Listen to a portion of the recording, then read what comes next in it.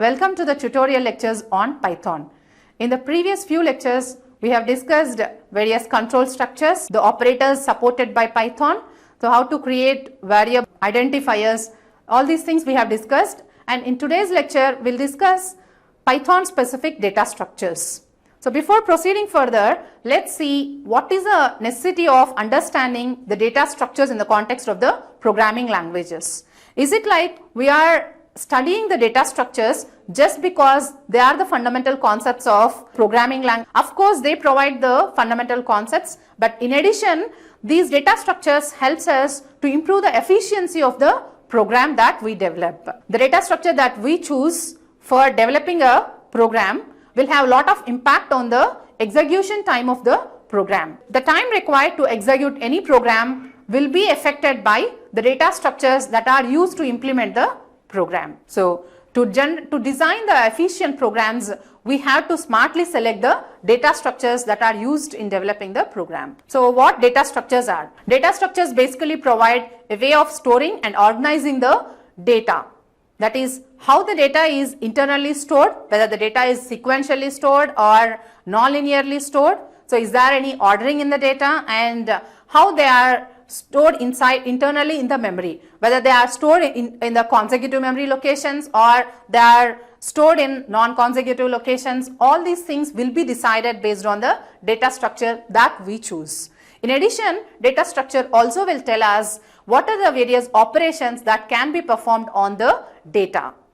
So that's how we should wisely choose the data structures. So Python supports a lot of data structures, both primitive and non-primitive. So coming to the primitive data structures, to represent the numerical data, we have integer, float, complex. So these are all the data structures that are supported by Python, which are elementary. In addition, Python also supports the Boolean data types true and false to represent the true and false values. Python also supports various non-primitive data structures. The non-primitive data structures that are supported by Python are, so the lists, tuples, dictionaries, sets, also strings. So these are called as the non-primitive data structures because using all these data structures, we can store a collection of data. That is, using the primitive data types, we can store a single element, whereas using the non-primitive data structures, we can store collection of data. So if you see this example of various data structures, so all these data structures supports storage of collection of elements. Non-primitive data structures, the list, tuple, dictionary, string, so these are all come under the category of non-primitive data structures as they allow us to store collection of elements. The difference among these data structures is, so if you consider the list, tuple and string, they are known as the sequence data structures. The very reason is there is an ordering among the data that is stored using these data structures. The ordering is followed in the lists, tuples and strings, so they come under the category of sequence data structures. Whereas in case of the sets and dictionaries, so though they allow collection of data, there is no ordering among the data. So that's how they don't come under the category of sequence data structures. And if we consider the tuples and lists, so tuples are immutable data structures, whereas lists are mutable data structures. So all these details we'll be discussing in the future lectures. So now let's start our discussion with a very basic and the most useful data structure, that is list. So let's see what the list is. List is a data structure which allows us to store the collection of arbitrary data elements. That is, we can store collection of elements and the elements could be of the same type or the different types also. So we can create the heterogeneous list or the homogeneous list. So anything is possible with the help of this data structure. So list has a special property, that is, lists are mutable. That is, once the list is created, we can add new elements to the list, you can remove the elements from the list, you can even update the existing elements. So that is, updations are possible in the list. That's how they are called as a mutable data structures. So lists are basically the mutable data structures.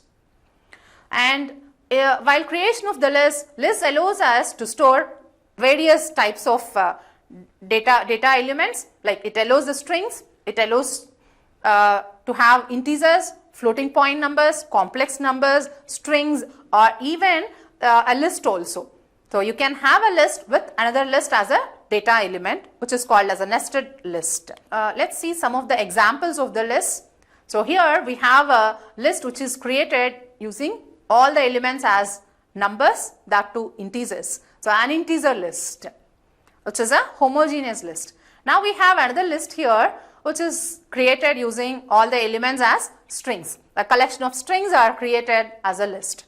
And the last one is a list with heterogeneous elements, where the first element is of a string, the second element is an integer, and the third element is a floating point number. That's how we can create a list using the homogeneous elements or the heterogeneous elements. And now let's see how do we create the lists.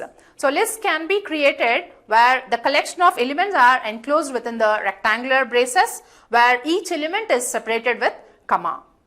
So that's how lists can be created. So now we'll see, let's first create an empty list where the list does not contain any elements. An empty list can be created in two different ways. So the first way is with specifying the name of the list equal to, then the open brace and the close brace.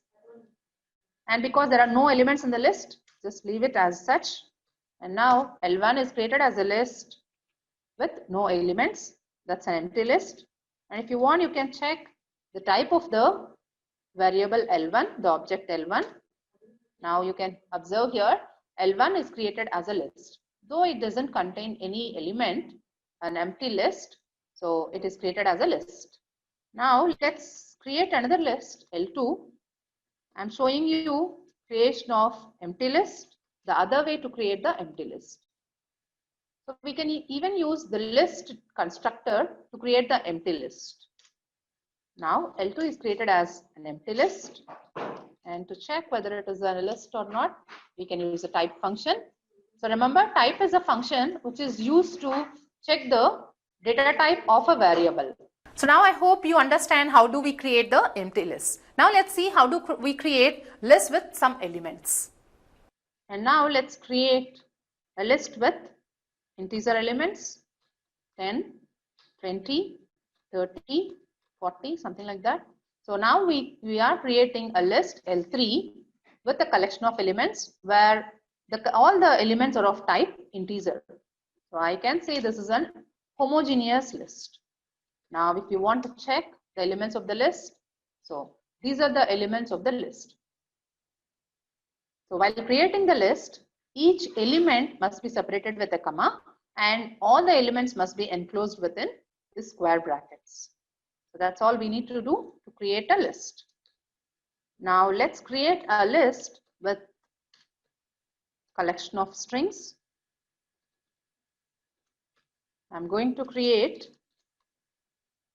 a list with collection of strings, Java, C, C++, then Python. So now a list would be created for us where the list elements are of type string. So now I hope you understand how do we create lists with elements, without elements. And now let's proceed and create a list of type heterogeneous elements. Here L3 is of type a homogeneous list because all the elements are of integer type. So we created L4 as a homogeneous list which contains all elements as strings. Now L5 I'm going to create with an integer. Maybe the first value is an integer which represents the roll number of a student. Then the second indicates the CGPA. Then the third indicates the location of the student. So this is how we can create a heterogeneous list. So L5 is created as a list with 3 different data values, data types. So the first one is an integer, the second was a floating point number, and the third one is a string type.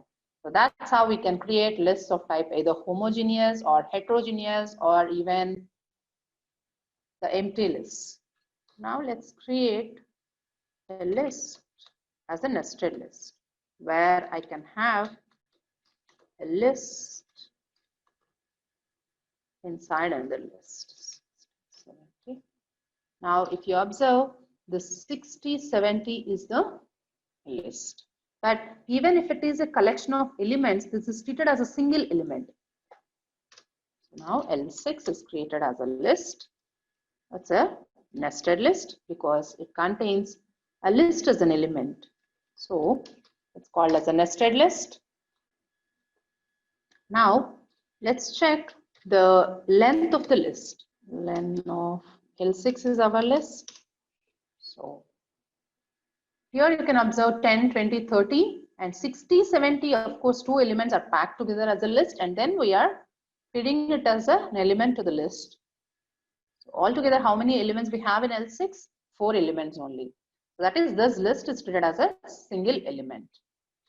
Now let's check. So if you observe here, len function is used to check the length of a list or of a list. So len is the function which is used to check the length of a list. So maybe we can try checking other list, L5. So how many elements are there in L5? So 3 elements. So it's giving 3 elements. The first element is integer, second element a floating point number, and third element is a string. So now I hope you understand how do we create lists with elements, without elements, then how do we check the length of the list, then how to create the nested list. Lists are mutable. That is, list allows you to add new elements, to remove elements, existing elements, and to update the existing elements, right? Now let's see that. It doesn't have insert of. So insert is a function which allows you to add new elements to the list at a particular location. I'm going to add at the first index itself, and the element I'm going to insert is 100. Let's see. So now L4 is the list. So the existing list was with all strings. Now I included an integer to that list. That's how you can insert a new element to the list. List allows us to have the homogeneous elements and also the heterogeneous elements. Yeah, thank you for watching the video.